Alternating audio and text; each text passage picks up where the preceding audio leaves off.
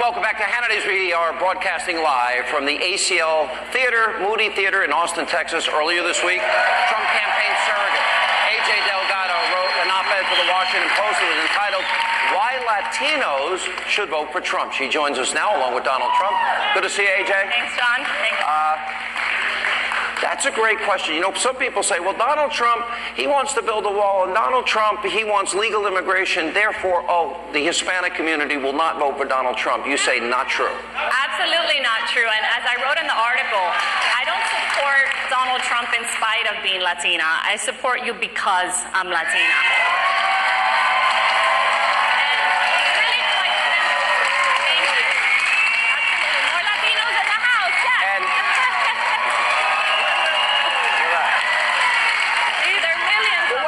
We don't have a lot of time, so explain that, though. That's important. It comes down to two issues.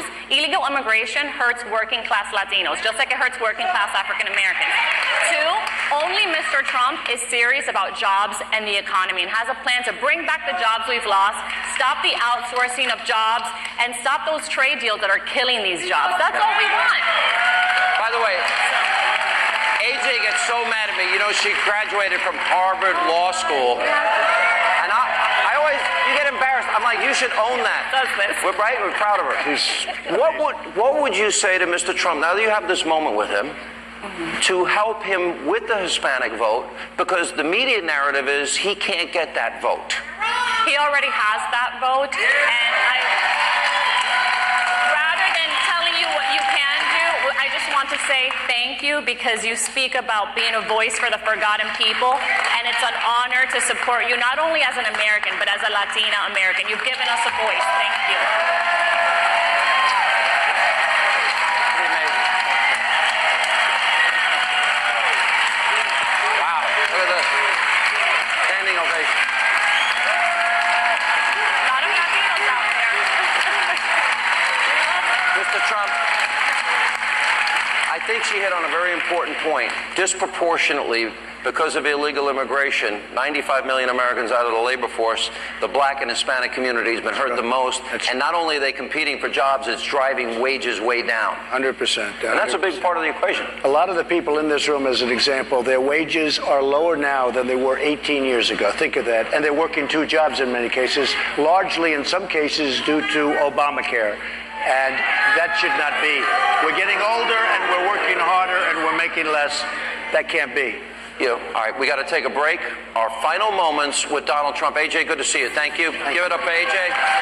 We'll have more Hannity from Austin, Texas, right after the break. Stay with us. Welcome back. We're broadcasting tonight from ACL Live at the Moody Theater in Austin, Texas. You all have a good time? All right. Unfortunately, that's all the time we have left for this evening. As always, thank you for being with us. We'll be back in New York tomorrow night. Mr. Trump, thank you. Thank you very much. We'll see you out on the campaign trail. Thank you. Donald Trump, ladies and gentlemen.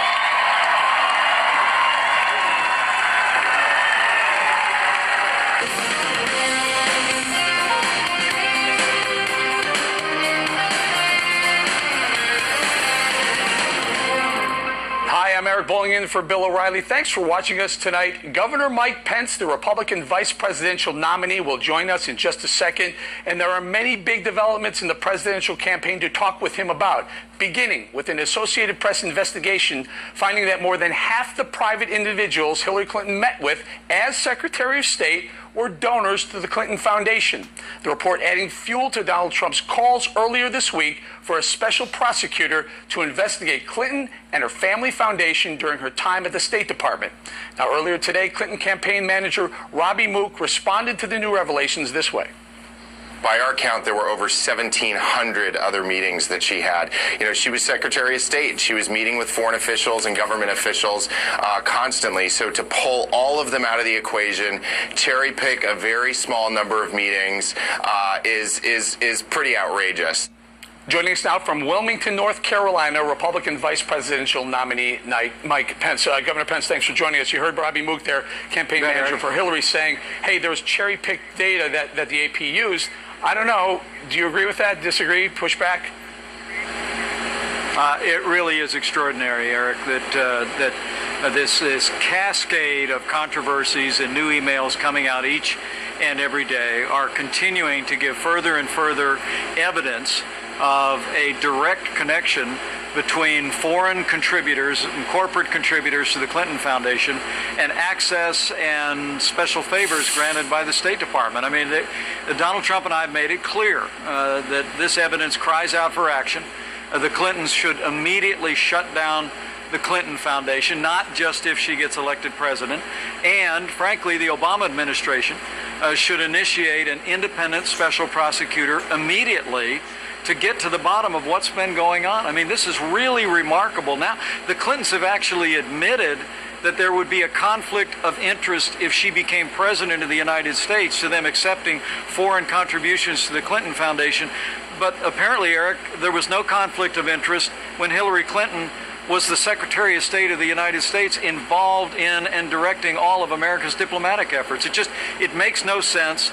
No one is above the law. The American people have a right to know the answers and to know what was going on here. And Donald Trump and I are calling for immediate action by the administration to create an independent special prosecutor, and that would be the right thing for them to do. Governor, why do you think there's not much of an appetite by the Obama administration and his Department of Justice to, in fact, appoint a special prosecutor? Well, we just seen a course of conduct here. It was a couple of weeks ago that the latest tranche of emails came out that for the first time seemed to establish a direct connection between foreign contributors to the Clinton Foundation and access and favors by the State Department. And a day later, you remember, Eric, we found out that the FBI had actually wanted to initiate a public corruption investigation into the Clinton Foundation, but was shut down by other officials in the Justice Department or in the administration. That's exactly what the special prosecutor statute is for.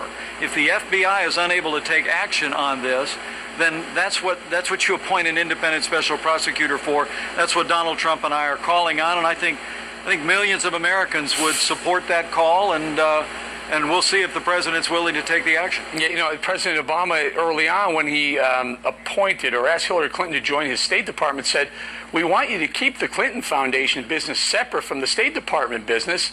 Doesn't seem like they did that very well, did they?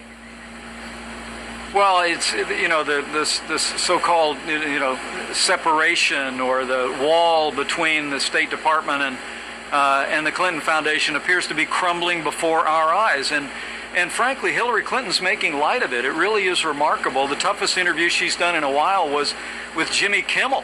And she joked that her emails were boring. But Eric, this is no laughing matter. This is the kind of pay-to-play politics that the American people are tired of, and they deserve to know before early voting begins in just a matter of weeks what the truth of all of this is. And it's time for Hillary Clinton to come clean.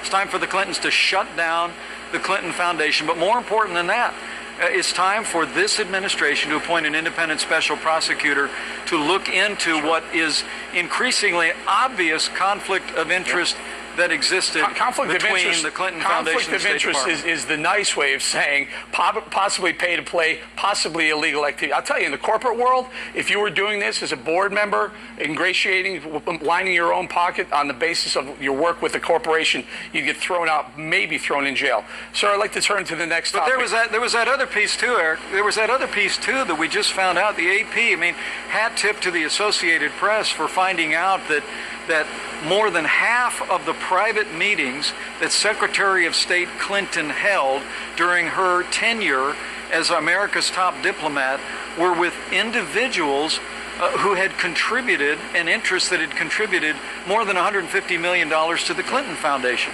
I mean, that is just breathtaking, because you have to remember, your viewers need to remember, you know, foreigners cannot contribute to the American political process. And so the idea that the foreign contributions to the Clinton Foundation gained access to the very office of the Secretary of State is I think, frankly, it's just shocking. The American people deserve to know what was going on. I've been looking into the Clinton Foundation for a long time, and I'm telling you, this hook on this company called Teneo Holdings, you're going to hear a lot more about Teneo Holdings going forward, but boy, this is that wall you're talking about. They brought that wall right down. Teneo bridged the gap between those two worlds, and it looks to me very, very fishy, shady, shadowy. Sir, I want to move on to the next topic. Your campaign, Donald Trump has been on the campaign trail courting the African American vote